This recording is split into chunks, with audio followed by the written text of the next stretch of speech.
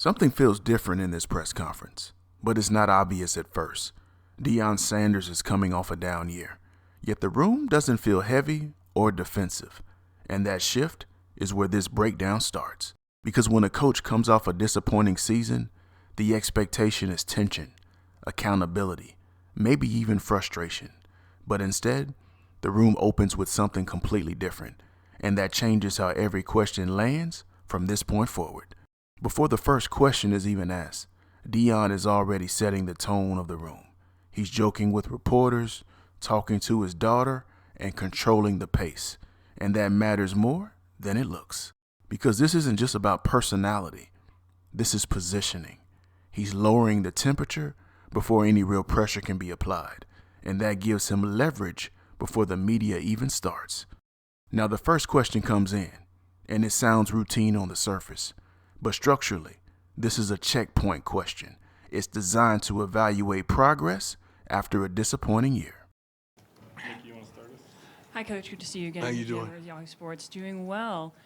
Over this spring, how do you feel like things that you accomplish and things that you need to work on in this offseason? This question is doing two things at once.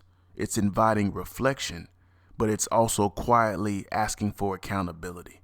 The coach now has to define progress without exposing weakness. And the response space here is tight. He can admit flaws and risk reinforcing last year's narrative, or he can stay general and maintain control. Watch how he navigates it. Well, it's always the case. That's in life. We accomplish things, we need to better ourselves in a multitude of aspects. He immediately expands the frame beyond football. By turning it into a life principle, he avoids being pinned down to specifics, and that protects him from reinforcing any negative narrative. He keeps it balanced, acknowledges improvement, but never gives the media a clear weakness to anchor to. That is controlled ambiguity, and that is intentional. But now the room shifts, because the next question targets something more specific.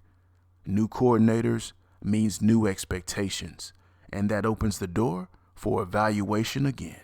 Hey, so you obviously had two new coordinators this year.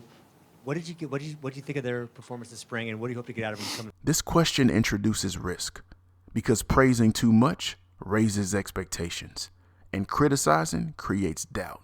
The coach has to position his staff without trapping them. First of all, these guys are really good. They are really detailed. The best gift that I believe that they have is not just the X's and O's, is how they relate to their players. He starts with strong praise, but notice where he places the emphasis. Not just X's and O's, but relationships. That shifts evaluation away from outcomes and toward culture. I love Coach Marion. He's unbelievable. I was going to say a genius. I don't want to call anybody a genius because you're going to hold him accountable to that. And then Deion almost crosses a line here. He calls his coordinator a genius, then immediately pulls it back because he understands the trap. That moment matters more than it seems because he's actively managing expectations in real time. He knows the media will hold on to labels and use them later. And now the room gets more comfortable, and you start to see Deion flip the dynamic. He jokes with reporters, calls them out, and redirects attention. And this is where control becomes visible. Instead of reacting to the media, he starts engaging with them as participants.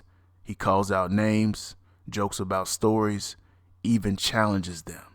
And that changes the power dynamic.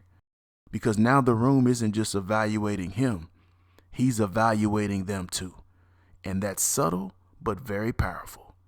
But then a personal question comes in, and this is where pressure usually shows up.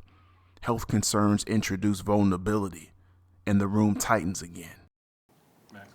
Coach, apologize if this is too personal, but you just mentioned you were in the hospital for a procedure. Is everything okay? This question forces a different type of response. It's not about football anymore. It's about transparency, and how he answers this will shape perception beyond the game. Yeah, I'm good. I'm good. Now, I'm good. Blood clots. He gives just enough detail to satisfy the question, but not enough to lose control of the narrative. He acknowledges it, then moves on quickly. And that's a pattern throughout this entire press conference. He answers, but he never lingers in vulnerable spaces. And that keeps the focus where he wants it. Even when asked about performance expectations, he reframes it again. He does not say they're trying to improve. He says they will improve. That is language of certainty.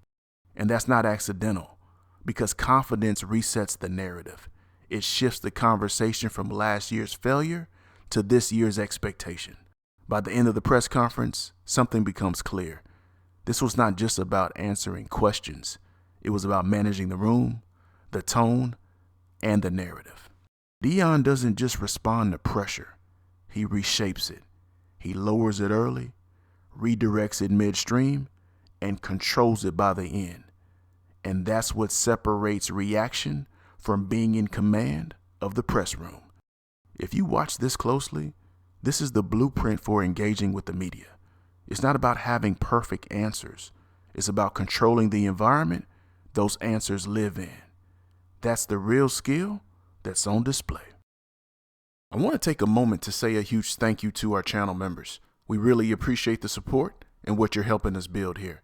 If you're getting value from these breakdowns and want to support the channel, you can check the link down in the description. This is Press Room Breakdown, where we slow the room down and study how the message gets made.